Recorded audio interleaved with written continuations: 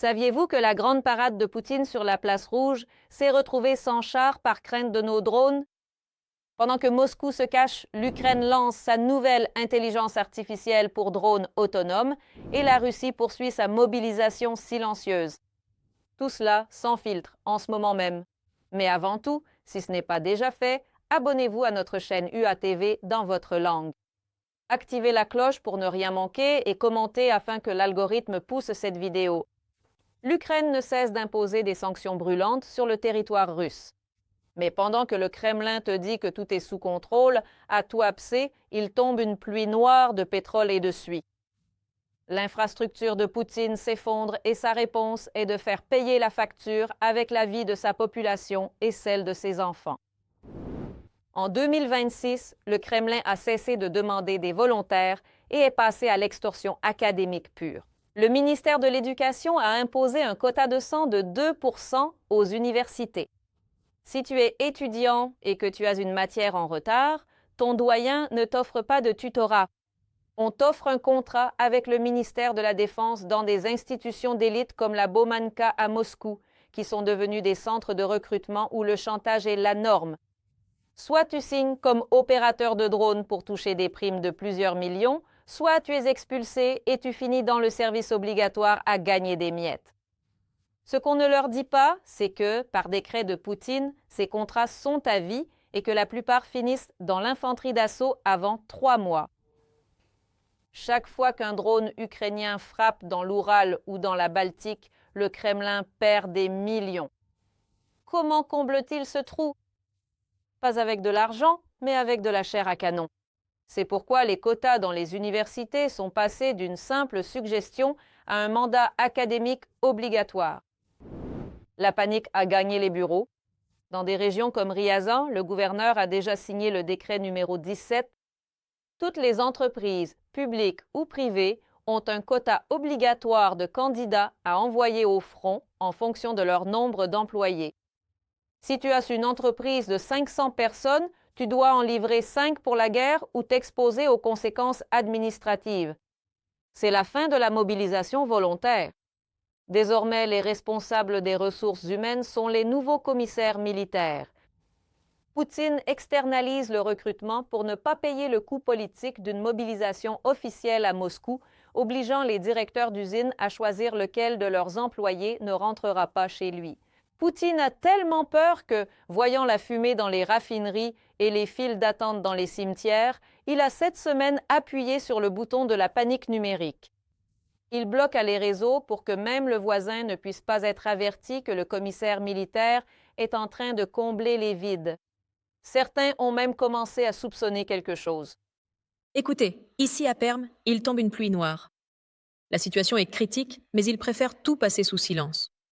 Il n'autorisa pas les volontaires à demander de l'aide pour du matériel. Les journalistes sont forcés de monter dans la voiture de police, on les emmène, on les interroge. Bon, d'après les commentaires, il semble qu'ils les interrogent normalement, mais malgré tout, ils n'autorisent pas la diffusion de photos ni de vidéos. Et pour tout, ils n'ont qu'une seule réponse. Nous allons limiter le trafic international et le rendre payant pour qu'ils ne puissent même pas voir une seule vidéo sur YouTube. Et s'ils arrivent à le voir, cela leur coûtera en moyenne 10 000 roubles. Si vous passez tout le mois à faire défiler Instagram, cela vous coûtera autant que d'acheter un nouvel appartement. Pour tout, ils ont la même réponse. Ça putain, ça fait vraiment peur. Des dettes d'électricité ou d'eau en Russie? Félicitations, tu es sur la liste prioritaire des volontaires. Le Kremlin a ordonné aux municipalités de dresser des listes de mauvais payeurs pour leur offrir l'annulation de leurs dettes en échange d'un contrat sur le front. Et si la débitrice est une femme, l'invité est son mari ou son fils. En même temps, la chasse aux migrants est devenue systématique. On leur refuse les papiers et on les menace de déportation à moins qu'ils ne signent le contrat qui leur garantit la citoyenneté et un aller simple sans retour pour l'Ukraine. C'est un nettoyage social déguisé en patriotisme. L'État se débarrasse de ses dettes et de ses étrangers en un seul mouvement. Et ce désespoir à acheter de la chair à canon n'est pas un hasard, c'est le symptôme que le système est en train de manquer d'oxygène économique. Pendant que le Kremlin essaie de boucher les trous du budget avec la sueur des débiteurs, l'Ukraine atteint déjà l'Oural pour frapper à la source de l'argent.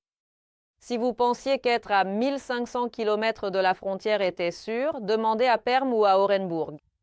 La logistique russe est à son point de rupture absolue après les attaques contre les nœuds de Transneft. Et c'est pourquoi le système de contrat pour dette ou pour mauvaise note devient plus agressif que jamais.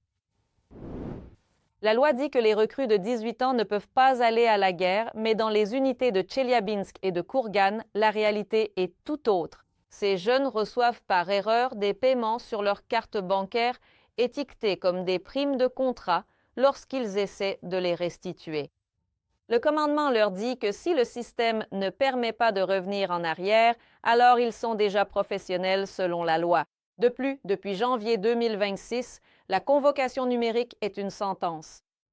Si elle apparaît sur le portail du gouvernement, tu es légalement notifié que tu l'aies vue ou non. Il n'y a plus aucun endroit où se cacher. Le système a accès à ton dossier médical électronique et a éliminé toute possibilité de s'échapper pour raison de santé. Et si vous pensez qu'être appelé à l'arrière vous garde en sécurité, regardez ce qui se passe en ce moment même dans les régions de Belgorod et de Koursk. Sous prétexte de protection des frontières, le commandement russe déplace ces jeunes de 18 ans, les mêmes qui ont été trompés avec les virements bancaires erronés, directement vers les zones d'impact de notre artillerie. Des rapports locaux confirment que rien que la semaine dernière, les avis de décès de soldats du service obligatoire, qui n'auraient pas dû se trouver au combat mais qui ont fini sur la ligne de front pour combler les vides laissés par les professionnels, se sont multipliés. La Russie craint une seconde vague de mobilisation officielle car elle se souvient encore du million d'hommes qui ont fui en 2022 et de la façon dont la milice de Prigojine est arrivée à 200 km de Moscou sans rencontrer de résistance en 2023. La sécurité russe est un géant aux pieds d'argile qui a déjà échoué à prévenir des catastrophes comme celle du Crocus City Hall. Ils savent que leur système est vulnérable et que le mécontentement n'est plus idéologique, mais social. Le peuple russe déteste les élites qui ne mettent jamais les pieds dans la boue alors qu'elles envoient leurs fils de 18 ans mourir. La colère s'accumule et, en Russie, cette colère finit souvent par des explosions historiques. Et si tu veux la preuve ultime de cette panique, regarde ce qu'ils ont fait de leur jour de la victoire. Pour ce 9 mai 2026, le Kremlin a pris une décision sans précédent. Le défilé sur la place rouge se fera sans matériel militaire.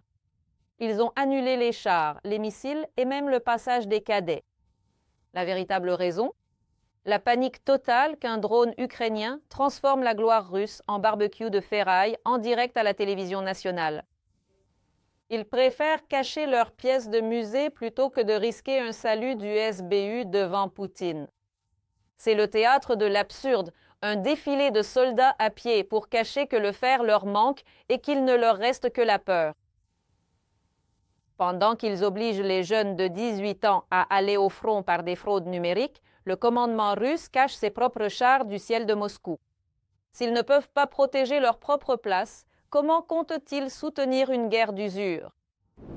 La tâche de l'Ukraine est claire, continuer à frapper la logistique et documenter ce désastre pour que le monde voie le désespoir russe. Ils n'ont besoin que d'un déclencheur d'un effondrement majeur sur le front, d'une chute critique du prix du pétrole ou de la nécessité politique d'une offensive désespérée sous la pression internationale. Quand ce moment arrivera, Poutine devra choisir entre perdre la guerre ou déclarer la mobilisation générale et risquer que son propre peuple en paie le prix. La question n'est pas de savoir si la machine va se briser, mais à quel point les Russes seront préparés lorsque tout explosera. Abonnez-vous, explosez le bouton « J'aime » et n'oubliez pas de laisser votre commentaire ci-dessous. Des raffineries russes comme Slaviansk na Kubani ont suspendu leurs opérations après des attaques ukrainiennes, faisant s'évaporer l'assurance de Poutine pour paralyser la capacité de raffinage et faisant exploser les coûts de sécurité. Avec l'économie et le système de contrats de mercenaires sous pression en raison du manque de ressources, l'effondrement logistique menace de provoquer une explosion sociale. C'est tout pour aujourd'hui, mais il y en aura plus. Si vous accordez de l'importance à la vérité, sans filtre ni distorsion, si vous voulez avoir une longueur d'avance sur cet échiquier. Slava Ukraini. Gloire aux héros.